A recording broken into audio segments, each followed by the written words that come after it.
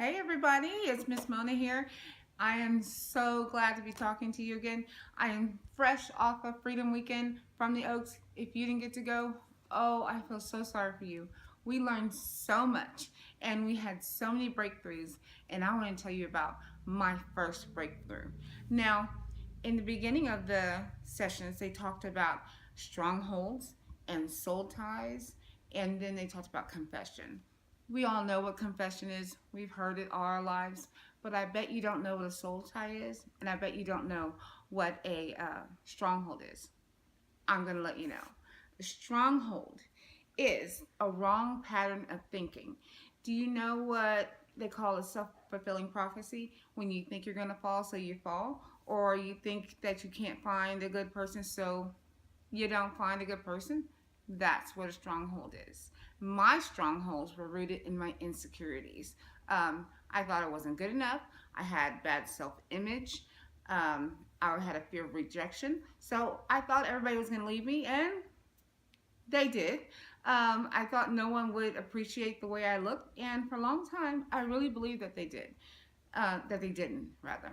So I had that inside of me, holding on to that all through my adult life. And then also a soul tie. A soul tie is an ungodly bond to someone. Now, I'll confess and just make it plain to you. A lot of times it has to do with sex. But there are other ways that you can have an ungodly soul tie, like to chocolate. But anyways, so I want to talk to you about my soul tie. During our conference, I just got this overwhelming feeling. God spoke right to my heart in the middle of talking about all these subjects. And He revealed to me that I had an ungodly soul tie. And it was due to my insecurities. The soul tie I had was with a young man who is a good person, don't get me wrong. We just got caught up in something that shouldn't have been. He was married or is married, and I was married or am married. But our relationship began before our marriage. We were both trying to figure something out, but it didn't work out. But we still remain friends. Everybody knows that friend thing. But anyways, even after we got married, we still had conversations. We still talked to each other. There's a lot of flirting, flattery going on. But I figured, hey, I'm not doing anything physical. It's all good. But I got convicted of that. Even though I had already ended this because I was starting to feel guilty, I never confessed it. I never confessed it to God and asked for forgiveness. I never confessed it to my husband. But yesterday, God told me that I needed to confess that to my husband. And I'm like, tell my husband about this ungodly soul tie that I have with this man, whom he knew about, by the way.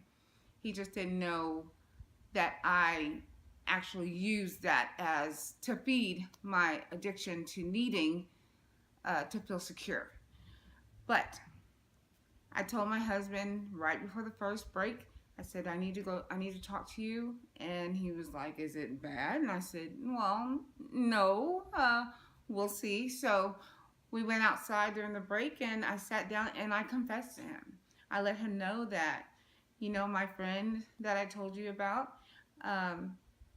God spoke to me and revealed to me that I had an ungodly soul tie with him, that I actually used the compliments and the phone calls and the messages.